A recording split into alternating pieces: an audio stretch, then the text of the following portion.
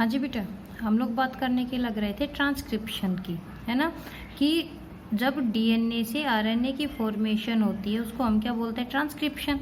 और हमने यहाँ पर पढ़ लिया था ट्रांसक्रिप्शन यूनिट क्या होती है, जिसके अंदर हमने पढ़ा कि प्रमोटर होता है, स्ट्रक्चरल जीन होता है और इसके अलावा टर्मिनेटर होता है।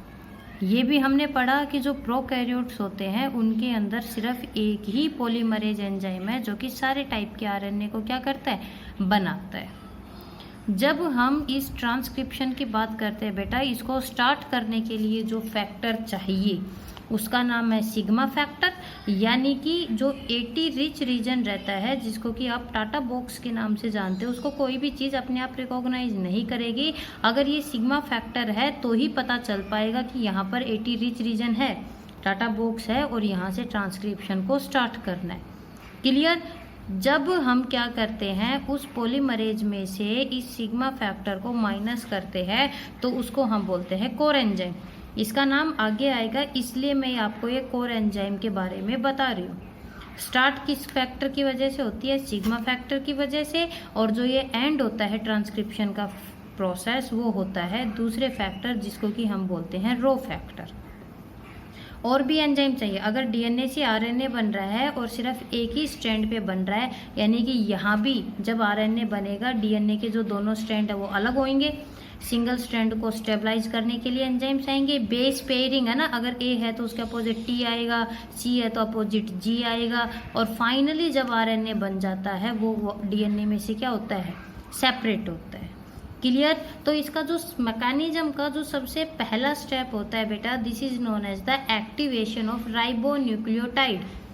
राइबोन्यूक्लियोटाइड डीऑक्सीराइबोन्यूक्लियोटाइड से कैसे अलग है कि ये बनाते हैं आरएनए को और डीऑक्सी बनाता है डीएनए को। क्यों? क्योंकि इसमें डीऑक्सीराइबो शुगर होती है और इसमें कौन सी शुगर होती है, राइबोज।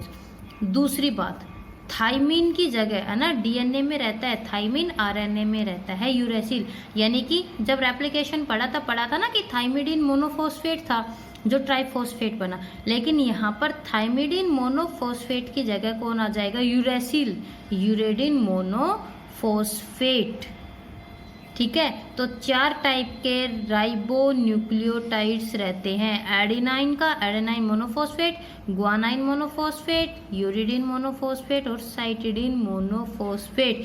रेप्लिकेशन की तरह यहाँ भी ये जो मोनोफॉस्फेट्स रहते हैं इनकी होगी फॉस्फोराइलेशन, यानी कि जो फॉस्फोराइलेज एंजाइम है इनको एनर्जी देगा। क्लियर। और उस एनर्जी की वजह से ये जितनी भी मोनोफॉस्फेट फॉर्म्स रहती हैं ये किसके अंदर आ जाएंगी, अपनी ट्राइफॉस्फेट फॉर्म के अंदर आ जाती है। हो गया।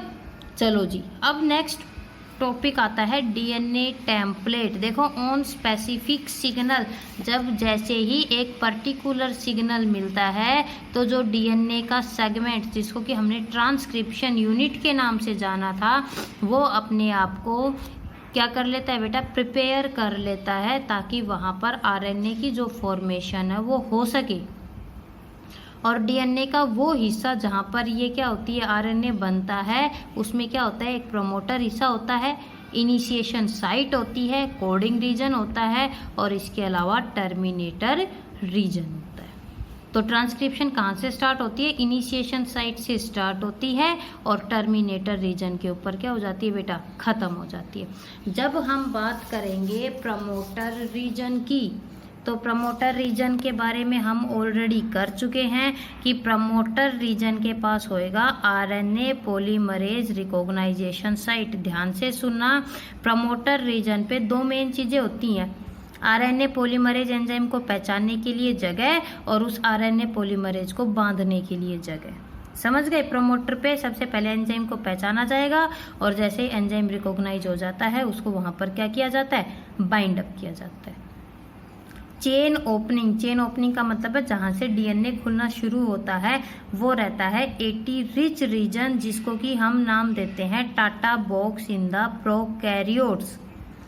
और भी एंजाइम्स चाहिए डीएनए को अलग करने के लिए, अनवाइंडेज, गाइरेज, एसएसबी आई थी ना, सिंगल स्ट्रैंड बाइंडिंग प्रोटीन्स।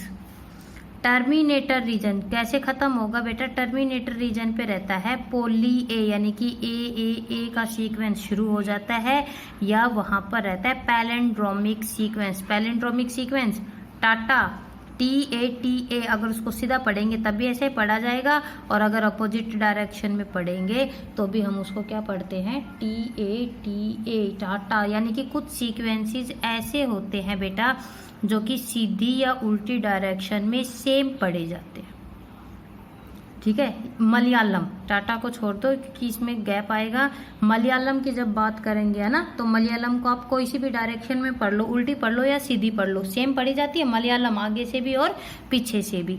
ऐसे ही डीएनए के ऊपर सीक्वेंस होते हैं, और डीएनए के वो सीक्वेंस जो अपोजिट दोनों ही डायरेक्शन में सेम पढ़े जाते हैं उनको हम क्या नाम देते हैं? पैलिंड्रोमिक सीक्वेंसेस के नाम से जानते हैं।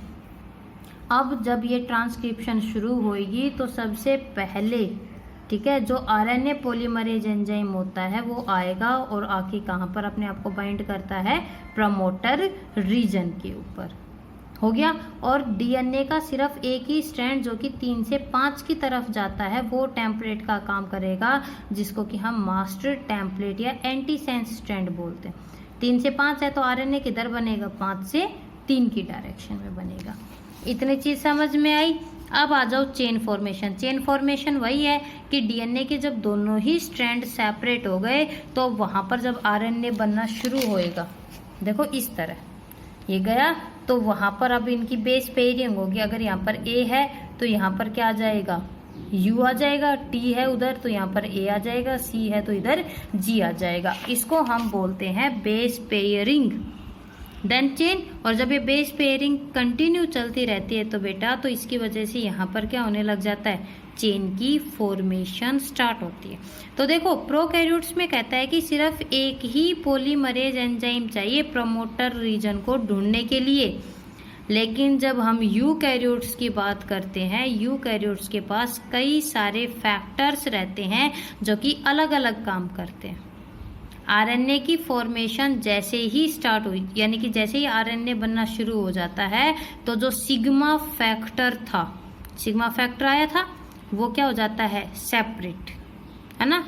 जैसे ही सिग्मा फैक्टर सेपरेट हो जाता है बेटा, तो जो आरएनए पॉलीमरेज होता है वो डीएनए टेम्पलेट के साथ चलता रहेगा और हर सेकंड 30 न्यूक्लियोटाइड को ऐड करता रहता है। और ये प्रोसेस कब तक चलता रहता है? जब तक कि रो फैक्टर नहीं आ जाता।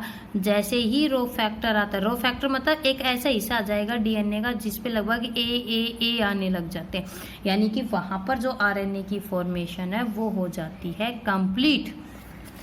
जैसे ही आरएनए की फॉर्मेशन कंप्लीट होती है, बताया था, अब जो ये आरएनए की चेन बनी ये तो हट जाएगी अलग, और डीएनए जो रहता है वो वापस से डबल हेलिकल फॉर्म में आता है। देखो आरएनए बन के बाहर निकल गया और डीएनए वापस से ड्यूप्लेक्स फॉर्म में आता है। ठीक है, तो ये वही स्टेप है सेपरेशन ऑफ द आरएनए। जैसे ही रो फैक्टर आया, जो आरएनए की फॉर्मेशन थी वो रुक गई, लेकिन बेटा जो वहां पर जो आरएनए बन के आया है, ठीक है, जो आरएनए बना है जस्ट, उसको हम बोलते हैं प्राइमरी ट्रांसक्रिप्ट।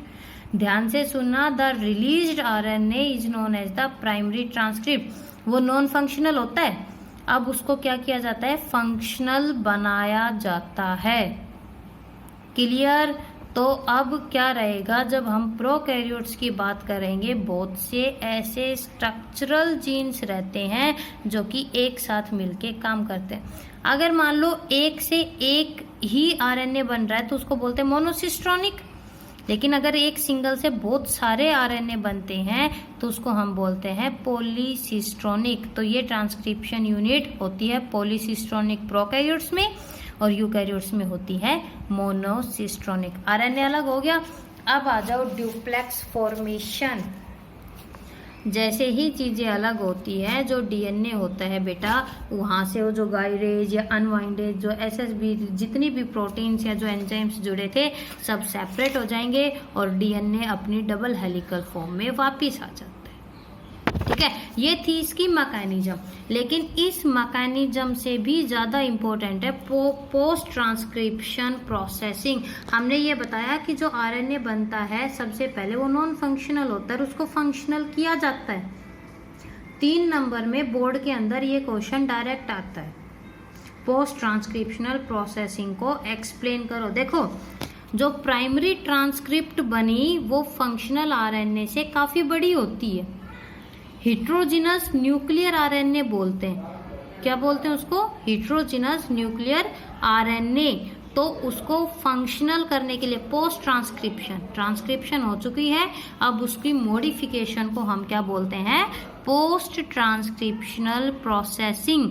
और इस पोस्ट ट्रांसक्रिप्शनल प्रोसेसिंग में सबसे पहले या तो होगी क्लीवेज का मतलब देखो 45S सब यूनिट बनी, लेकिन हमें 45S नहीं चाहिए, हमें चाहिए 28, 5.8 या 18। तो देखो 45 सबसे पहले टूटेगी किसमें? 41 में। 41 टूटी 32 और 20 में, फिर 20 किस में गई? 28, 5.8 में, और एक गई 18 में। तो इसको हम नाम देते हैं बेटा क्लीवेज। क्लीवेज का मतलब जो एक पूरी बड़ी सारी बनी थी उसका छोटे छोटे टुकड़ों के अंदर टूट जाना। क्लियर? तो जो ये प्राइमरी ट्रांसक्रिप्ट होती है, this is cleaved by the help of ribonuclease P enzyme. एक तो होता है पोस्ट ट्रांसक्रिप्शन में ये, दूसरा होता है बेटा स्प्लाइसिंग। देखो, जो वो आरएनए रहता है उस पे 2 चीजें होती हैं, ठीक है। 2 चीजें होने का मतलब है कि एक होते हैं इंट्रॉन और एक होते हैं एक्सॉन।